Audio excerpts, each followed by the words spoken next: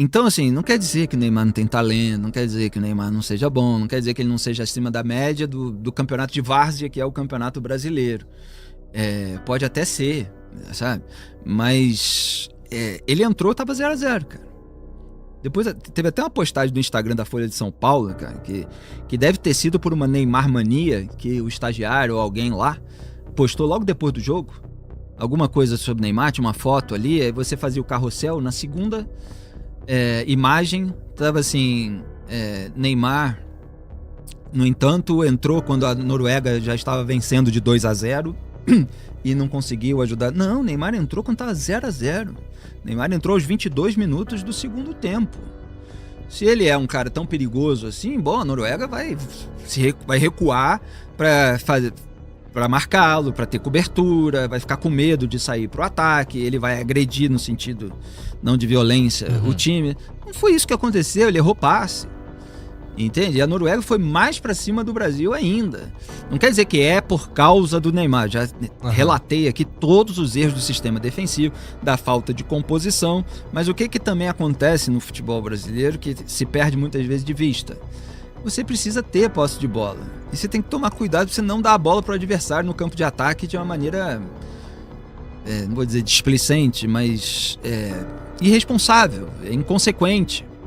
Entende? Quando você devolve a posse de bola num jogo difícil, cara, está 0-0, a seleção não tá pressionando a saída de bola da Noruega. A seleção toda recuada, e você parte pro ataque, você tenta uma enfiada que não precisava tentar naquele momento e tal, e erra.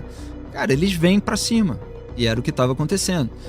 Então não tinha pressão na saída de bola. Às vezes o Vini Júnior ia, às vezes o Casimiro saía lá de trás e tal, e no máximo um jogador e meio pra pressionar a saída de bola da Noruega. Mas isso é porque a gente tem a seleção, a gente tá numa... Vamos lá, quando a gente olha pra 2002, quando a gente olha pra 2006, os jogadores que a gente tinha, era muita gente muito talentosa junta, né? Hoje a gente não tá... 94 também. 94 também. Muita coisa que se fala, também. 94 também. Mas aí a gente tem um cenário diferente hoje. A gente não tem super estrelas como a gente tinha. A gente tinha Ronaldinho, Kaká, tudo mesmo time.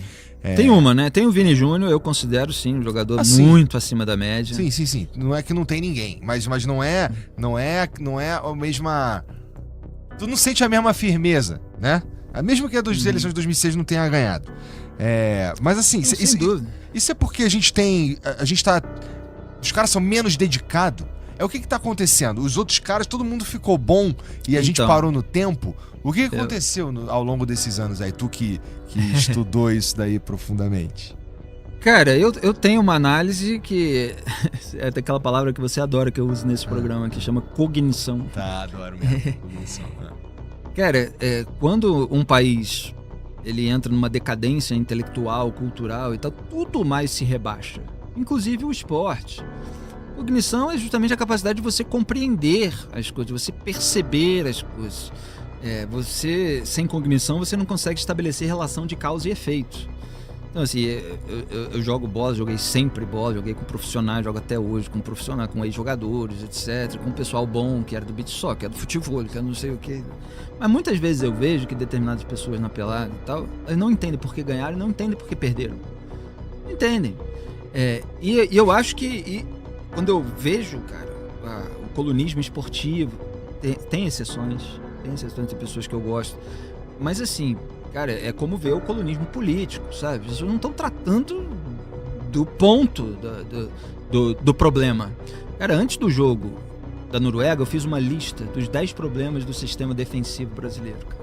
Eu acredito que 9 das coisas que eu apontei foram erros da seleção no jogo com a Noruega. O único erro, que foi o número 4 da minha lista de 10, foi chegar atrasado, que eu estava recomendando, não chegar atrasado fazendo pênalti. Então a seleção brasileira não fez pênalti. Quem fez isso foi a seleção da Noruega, que também tem uma zaga mais ou menos, né?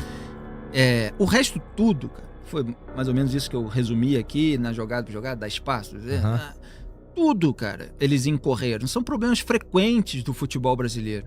E o que a gente vê pelo desempenho dos jogadores é que eles não entendem de marcação, eles não entendem de cobertura, eles não sabem direito certos certas malícias ali do futebol.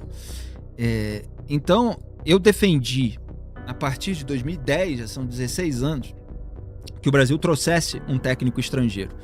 Não um técnico estrangeiro qualquer, um técnico estrangeiro qualificado, que já tivesse demonstrado desempenho e tal. Quem fez isso, e se deu muito bem, foi o Flamengo quando trouxe o Jorge Jesus. Sim. Que tem uma cognição muito maior do que a da maioria dos técnicos brasileiros. Para não dizer todo, pode ter aí exceção, etc. Mas eu não sinto a pessoa identificar o problema e falar, não, eu sei que está com esse problema, eu vou corrigir esse problema, no próximo jogo vai e corrige esse problema. Eu vejo o Ancelotti fazendo isso. Pode errar, e assim, Copa do Mundo, cara, o cara pegou a seleção. Teve 8 jogos antes. Então, assim, o que eu falava antes da Copa do Mundo é o seguinte, cara, o Ancelotti não vai mudar a mentalidade do futebol brasileiro para essa Copa. Precisa ter um trabalho de longo prazo e corre o risco dele perder, aí vai ser atacado e tal, não sei. Eu tenho várias divergências, tenho críticas e tal. Ainda assim, com as divergências e com as críticas, eu acho que ele tem que ficar. Eu não vejo outra pessoa que vai assumir e vai melhorar isso. Eu acho que tem que dar um voto de confiança pro cara fazer um trabalho longo, aí lá na frente, ficar, né? Com esse tempo, deve ficar, tem contrato até 2030, né? Se não tiver uma mega pressão para ele sair e tal... existe a pressão, existe a invejinha do técnico brasileiro em relação ao técnico estrangeiro, mas o Brasil, quando não tá indo bem em alguma coisa, precisa olhar quem é que tá fazendo certo, precisa trazer sério, precisa repensar.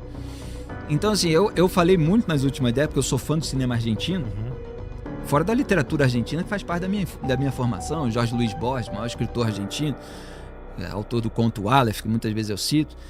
Mas o cinema argentino, cara, ele dá de lavada, assim, na média do cinema brasileiro. Tem um outro filme bom.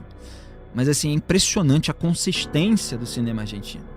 E como tem roteiros criativos e não ideologizados, sabe? Essa coisa de que você tem que ter um roteiro que passe por uma grande causa, etc. Cara, eles têm histórias maravilhosas, saborosas, divertidas, interessantes sobre...